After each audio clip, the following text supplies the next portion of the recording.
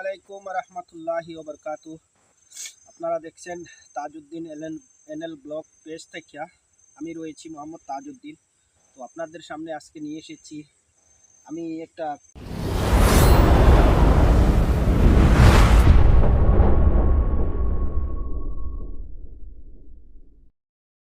কচু চাষ করি অল্প অল্প প্রত্যেক বছর। তো কী হিসাবে চাষ করি, কচু চাষ করার সময় এইটা ডিসেম্বরে আমরা কচু চাষ করি। এটা কচুটা হইল এই কচুটা আপনার এটা শাওন কচু কয়। এটা শাওন ভাদ্র মাসে এটা খাওয়ার জন্য ঠিক হয়। এটা শাওন কচু। এই যে চারাগুলা দেখেন, আমি এই জায়গাটা লাগাইছি আর ওই দিকে লাগাইছি অন্য পাঁচমুখী কচুটা ওই দিকে লাগাইছি। তো এইখানে আমি শাওন কচুটা লাগাইতেছি আমার খাওয়ার জন্য। আমি বেশি একটা এত বাণিজ্যিকভাবে এটা চাষ করলেও হয়, তবে এটা আমি আমার ব্যক্তিগত খাওয়ার জন্য আমি লাগাইতেছি। এই হিসাবে চারাগুলো আমি ফালাইয়া যাই। আপনারা দেখতে পাচ্ছেন এই হিসাবে এতটুক দূরে দূরে এতটুক গ্যাপে আপনারা যদি লাগান, আর যদি স্থানীয় কেউ থাকে যদি চারা লাগে অবশ্য আপনারা চারা পাবেন। আর এগুলো চারা আমি এটা আমাদের আসাম খারপিটি থেকে এই চারাটা আমি সংগ্রহ করছিলাম আজকে বিগত 4-5 বছর আগে।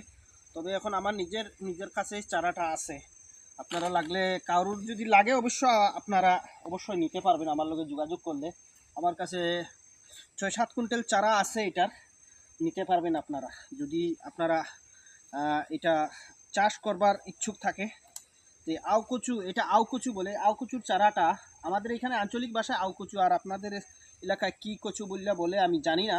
তখন আমাদের এদিকে আউকচু বলে। এটা শাওন কচু কেউ বলে। এটা শাওন ভাদর মাসে এটা হয়ে যায়। এটা লাগানোর সময়ই এখন ডিসেম্বর জানুয়ারিতেই লাগায় আর এটার ফলনও খুব ভালো। এটা খুব ভালো ফলে আর খাবার জন্য খুব সুস্বাদু। এটা কচুর মধ্যে যদি একটা সুস্বাদু কচু হয় যদি, তাহলে আউ কচুটাই, এটা শাওন কচুটাই বহুত সুস্বাদু কচুটা। এটা আপনি কয়েক রকমেই আপনি এটাকে খাইতে পারবেন।